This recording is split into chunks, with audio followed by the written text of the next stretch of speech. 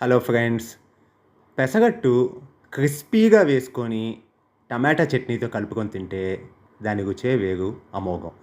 ఆ క్రిస్పీగా వేసుకోవటానికి చిన్న చిన్న టిప్స్ ఈ వీడియోలో పెట్టాము. ముందుగా పెనం స్టవ్ మీద పెట్టుకొని బాగా కాలనివ్వండి. కాలాక 1 టీ స్పూన్ ఆయిల్ వేసి స్పూన్తో ఆయిల్ని బాగా స్ప్రెడ్ చేయండి.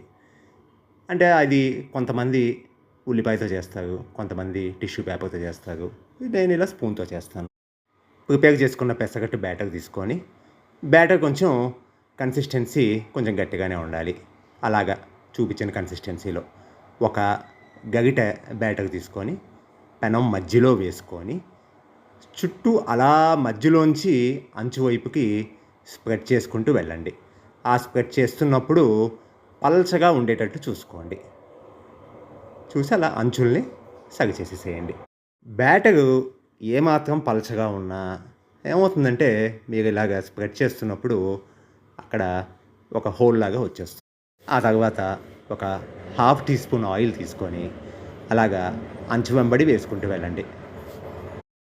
ఫ్లేము మీడియంకి అడ్జస్ట్ చేయండి. మీడియంలో అడ్జస్ట్ చేసిన ఒక 2-3 మినిట్స్ తర్వాత, పలచగా వేసాం కదా, ఒక 2-3 మినిట్స్ తర్వాత ముందు చుట్టూ అంచుల దగ్గర లేపండి. చుట్టూ అంచుల దగ్గర లేపి అప్పుడు ఒక సైడ్ నుంచి మొత్తం అటు పైకి తీసి వెనక్కి తిప్పండి. ఇంకా వెనక్కి తిప్పాక మళ్ళీ ఆయిల్ ఏం వేయని అవసరం లేదు. ఒక 1-2 మినిట్స్ ఉంచేసి ఇది అట్టుని ఫోల్డ్ చేసి తీసేసేయండి.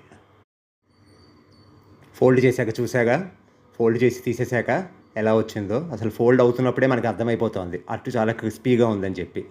ఆ క్రిస్పీ అట్టుని టమాటా చట్నీతో ఇమీడియట్గా వేడిగా తింటుంటే దీని రుచి ఇక మర్చిపోలేము. అట్టు తుంపుతుంటేనే ఎలా క్రాక్ వస్తుందో చూడండి. ఇది క్రిస్పీనెస్ని ఇండికేట్ చేస్తుంది.